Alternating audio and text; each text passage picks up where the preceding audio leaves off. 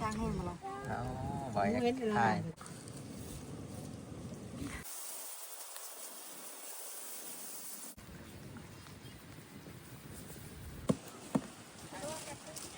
วอฟุก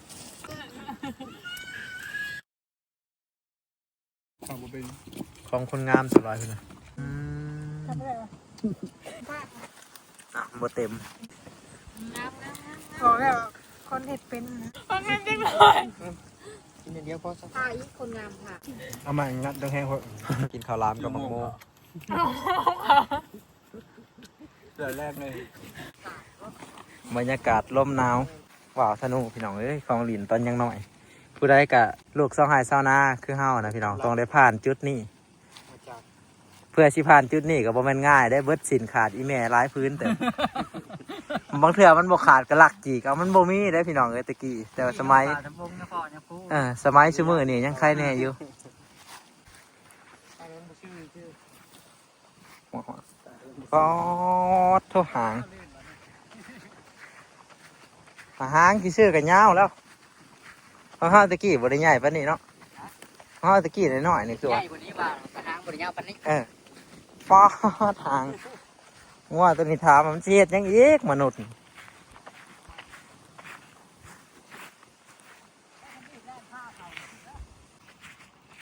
ปล่อยป้ามันหนีกันดิแล้วบุญอย่างมาเอาลง มันหน่อยเป็นผู้ซอยนักบิน มุนเห็ดมุน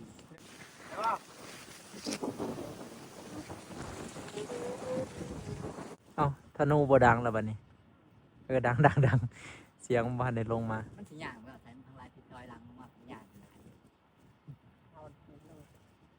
ทุเรียนเป็นริบๆว้าวไปน้ำเจ้าของขึ้นสูงอะไรแนมบ่เห็นเลยพี่น้องหนึ่งเขากำคือขาวเด้ ซีจะหลอนเบิดหนึ่งเขากำเห็ดอะนะบางข้าวรามก่อนพี่น้อง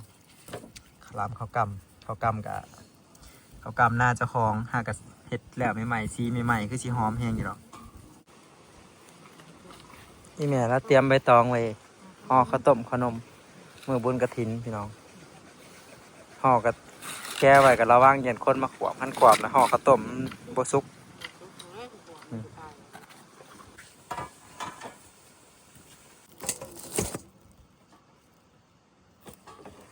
ข้าวกำบ่หอมเนาะ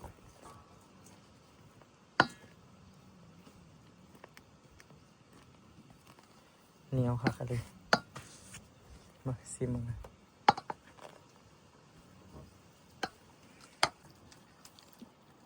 เบิดบอก ไอ้บนรถ ห้องแม่พี่ หอมมัมน่ะพ่อก่อนไปได้ลายผดเนาะเดี๋ยวมันลายผด ตอนเสร็จลายเลย ใส่เบิดเลยก็ได้อ่ะใส่เบิดเลยเดี๋ยวหมูหมักหวาน ทำยังไงวันที่ ใส่อีกนะให้มันไปมันเอามันเข้ากันอยู่หรอก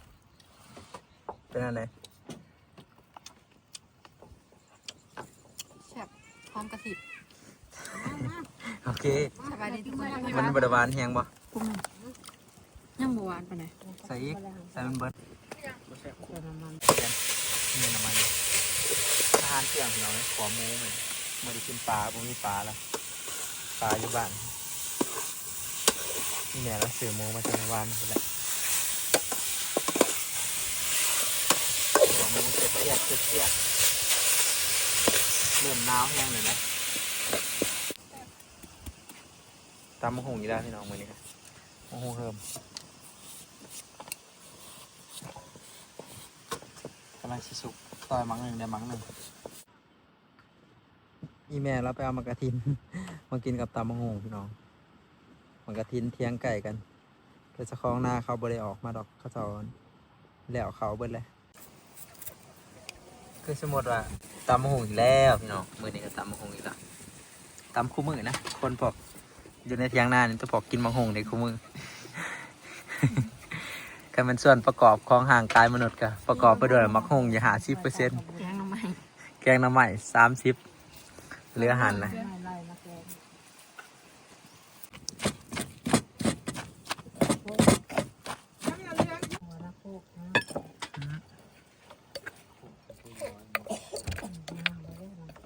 ปีนี้นะเพิ่งว่าใครตาไหวซอฟนึง ป้ากระปูงามอย่างนี้กระปูกินข้าวเที่ยงนำกันเด้อพี่น้องก่อนสิไปกินมังคลามกินข้าวอิ่มๆซะก่อนเพื่อถ่ามังคลามสุกไก่ซีฮอดมือบุญกระถินเลยพี่น้อง ไก่ที่จะเกี่ยวเขา เขากระชิได้เกี่ยวแล้วสุกแล้วปิงป่อนอ้ายเดี๋ยวอ้ายเพิ่นมันอยู่น้ำยากิ่งไก่อยู่ไก่อ้ายอยู่บนน้ำยา อันนี้เขาเนาะงานลูกค้ามันอะไรจบก่อน แกมีไหม ใส่มะพร้าวอัดถ่าย นึ่งเลยค่ะ มาบรรจุบันนี้พี่น้องกินข้าวแล้วแล้วก็บรรจุข้าวหลาม ว่าประมาณเก็บไป ผมมีครบสามัคคีกันเลยกินไปกินมันเบิ้งเอาของไผ่สีงามกว่ากัน โอ้ยเดี๋ยวรับคนงานเขาไปทำเป็นงานจ้ะ แม่นอยู่ดิ ไอ้ดีนะใช่ไหมนะพี่นะ ระดับคนงามหัวสานบ่ลงเอายังแง่วะ น้ำก็ ไม่ถูกบอกนี่บอกไม่ถูก ขอร่มกันลงแล้ว บ่ลงมันเหนียวเบิ้งอายกับสิหายคือกัน บ่ดำสำเนาะ บ่ดำกระยามันดำ คนใจบ่ดำก็พอนะ ข้างหลังหาวมาบำอยู่บ่เคยสมหวังจักเถื่อพี่น้องก็เฮ็ดบังคลามปีนี้ก็เป็นปีหนึงที่ว่าบ่สมประกอบ เป็นหยังคือว่าบ่สมประกอบหนึ่งเขาไปเฮิงโพดแล้วบัดนี้แล้วมาหายมันหายยากบัดนี้มันเหนียวเลยเด้ขนาดใส่ข้าวสารเลยก็ดีนะนึงใส่ข้าวหนึ่งก็ดีนะนึงฮะ แห้งใส่แล้วเลย อ่ะ ถ้าเราใส่ข้าวสารน่ะมันหายง่าย หายง่ายแต่ว่าบางเทื่อมันอาจสิบ่สุก 100%คันเฮาเผาเฮิง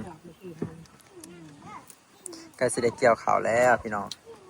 ผู้ใดอยากเกี่ยวข้าวผู้ใดอยากวอร์มมือมาเกี่ยวน้ำเอาได้เกี่ยวฟรีพี่น้องบ่มีค่าใช้จ่ายแถมเลี้ยงข้าวพร้อมถือมาแต่มือกับเกี่ยวมีหายพร้อม ตบไก่กับพี่เนาะ ต้มไก่กับฟรี ตาได้6 มื้อ จ้างให้มาลอง บ่อยากหายมันต้องบังแล้วนี่มันจะหายง่ายเนาะ น้ำหน่อยก็ให้ง่ายกันเนี่ยใส่ตัวน้อยอ่ะ แต่ว่าบางหน่อยแล้วมันหายยาก มึงบ่ได้มึงเคยได้ยิน ไว้เรามาแต่เกาหลีแล้วสิเห็ดข้าวหลามแซ่บๆสุกินบางเขาบอกอยากเขียนสลดข้าวหลามคนโสด ขยาย โปรโมทตลอดนะบ่มีโฟมมาจับจองกันเสียอ้าว เดี๋ยวว่าแห้งเผ็ดนะ สะย่ายอยู่เนาะ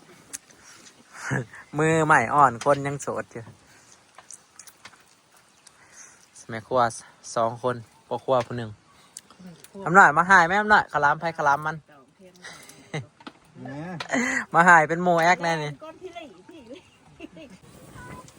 มาจองมาตั้งไปเลยเว้ย แต่ละคนว่ามันแย่หูเอียด มันหยัดยาตอนหับคนเกาหลีเนาะพอดีมันได้ซีซันไปอีกแบบชีวิตมันจะมีรสชาติ เอาใหม่ เฮ็ดอีหยังมันง่ายๆ มันกินง่ายๆ มันบ่แซ่บ แห้งเผ็ดเลย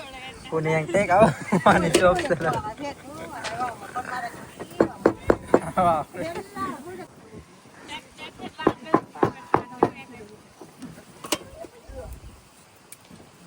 อาเข้าบ่ได้ดอกเป็นอย่างเงี้ย คนลาว เอาไปใครมาดู ดูเลยผู้หญิงได้ดูชายบ่ได้ดูบ่ได้ดอกเฮ็ดตะแก่ผู้ชายและดู เขาบอกเรื่องเกาหลีอีกแล้ว ผู้หญิงเนี่ยเฮ็ดเรียกผู้ชายนอนเฉยเห็นคนอื่นเนาะเดี๋ยวตะแก่ดูครับ พอแล้วพอเอาอีดอกแม่เพิ่นว่า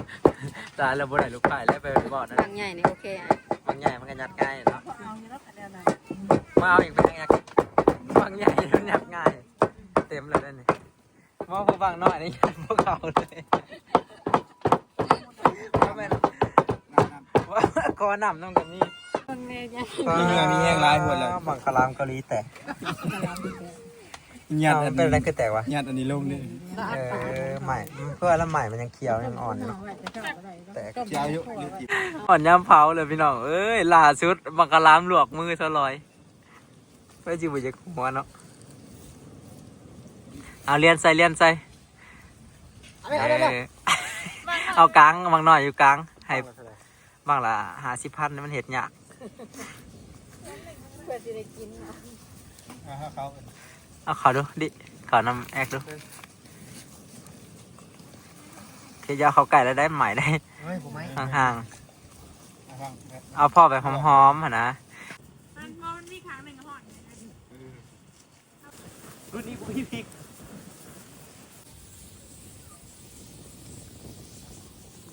เสียงดังค่ะกะลิจะจี้จะจี้จะจี้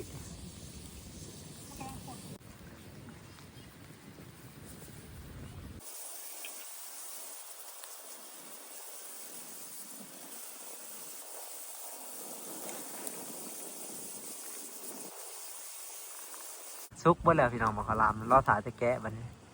เอาออกบ่พี่น้องบอยแอกเป็นผู้พา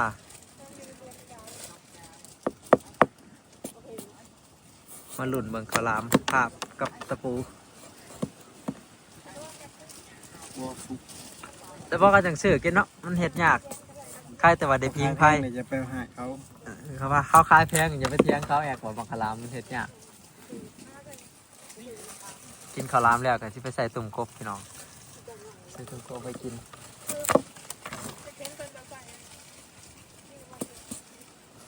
จะไปใส่บุญบ่ไก่ ไปเบิ่งมาแกะ มาชิมมาชิมมาชิม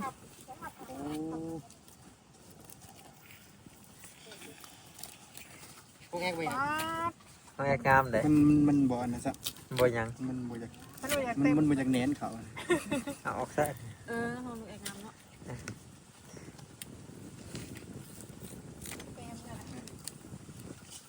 เจ็บแล้วต้องเข็มปุ๊บ สักแต่ยาให้งัวมันป่วย เอาเปล่าไปอยู่กลาง ของข้าวเลยกะ เอาคือเอาข้าวไว้กลางคุโคบแล้วบัดนี้เอางัวมากินน้ำเอา หอม งัวจะถึกกินเอาหามันกินแน่ทั้งปลายมัน เรื่องที่จำได้ โอ้ย2 โต 3 โตบัดนี้เอา ง่วงพวกง่วงนี่เอ้าเป็นอันนี้ ว้ายงัวอยากกินน้ำจักแซ่บบ่แซ่บ มันหอมเนาะมันหอมเขา จกจกจกจก ก็งามอยู่เลยซิม จับป่ะ ใส่มาเลย ก็ปนที่มันมูเนียวดิ อุ่นหวาน ปลาระบำนะ เสียแต่เจอจากเกลือบ่อยากป้อนเนาะแซ่บอยู่ ทางบ่ จางจังหน่อย โอ้ยเนาะมีข้าวบ่เป็น ของคนงามสบายเลยนะเราเบิ่งมาคารามคนงาม เนี่ยจะมือห่อเอง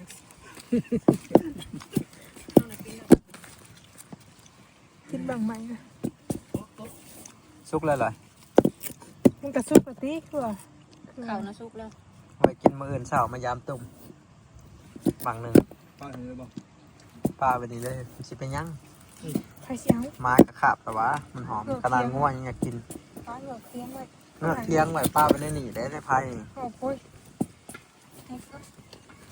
บ่ได้กินหร ป้า อก ปากมือตัวเองหนูตอนนี้ บ่ได้กินหรอก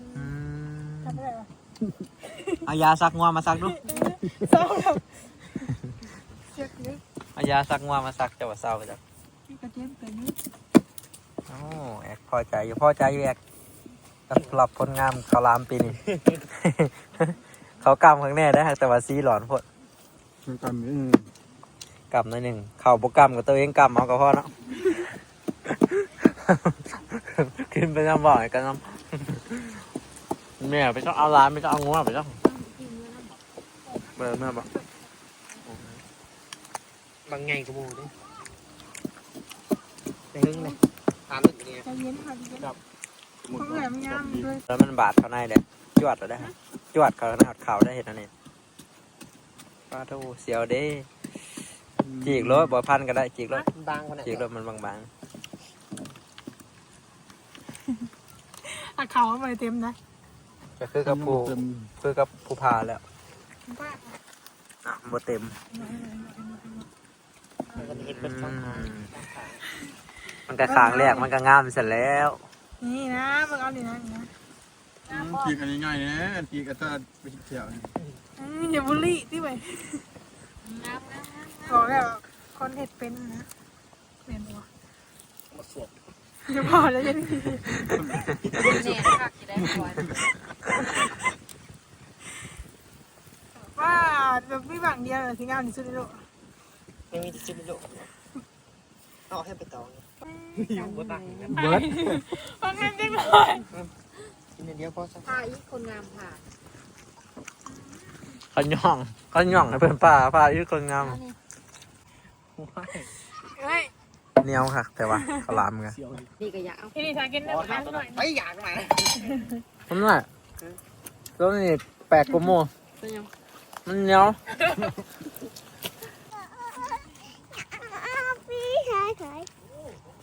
ที่จะมีอะไรกันนะที่พูดว่าก็งามมันจะ เนี้ยเว้ยเฮ้ย มันจะมุนนั่นนี่มันหนึ่งเฮิงโพดคือบอยแอกว่าจังแล้วมันเห ป นี ลา ยว ถึง งาม แม่ มาบัง พิธีพิธันเดี๋ยวเอามาไหวถึงหัวบนนอนเด้อบ่ต้องกิน นอนกอด ไม่ใช่ผู้สาวคนกันเถอะ หมดไปตึกเยื่อเยื่อ เอาแนวมาเห็ดนะให้แตกต่าง เป็นอะไร เธอกินกันน้ คืองามแทงอบอกแอกนะป๊อดเท่าผลแก่ทนุถนอมขนาด กินคนเดียวได้ยัง คนใจเย็นกินเลยกินน้ำกันเด้อพี่น้องกินข้าวรามกับมักโม เดือดแรกเลย เหลือแรงวะ ำมันใครกันแล้วมันมีกลัว ลมหนาวแห้งอย่างนี้พี่น้องเอ้ย เขาตะกี้อย่างในการร่มนี่มันเกี่ยวแล้วนะ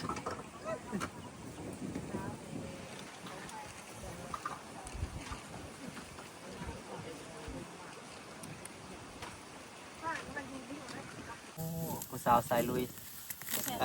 ไปลงไปใส่ ไม่ใช่ไรมันได้เนาะมันจีนอม ไปนั่นนี่เนาะผู้สาวสายลุยเนาะ แล้วก็ใช้บันไดเลย งานมีบัดสองขางนะครับ เล่นกันน้ำ บนลูกนะ ก็ทำเอาได้ตะกอนก็ดีใจ ใช่แล้วที่ ประกบน้อยหนึ่ง เอา ทางกันลูกข้างหน้ากันเลยนี่ กินเปาะ กินข้าวรามแล้วมาใส่ตุ่มแล้วก็ยามตุ่มนี่บ่หอยกบโอ้สุกคักกะลิพี่น้องเขาวันนี้เหลืองเต็มหน้าเลยแล้วบุญกระถินพอดีเกี่ยวไปเราใส่ตุ่มกันพี่น้องคลิปวิดีโอนี่ก็สิปิดไว้อย่างนี้แล้วพี่น้องใส่ตุ่มก่อนคำกับสิเมื่อเลยขอบใจพี่น้องหลายๆขอบพูดหลายๆที่เขามาเบิ่งพี่น้องพอกันวิดีโอหน้าเด้อ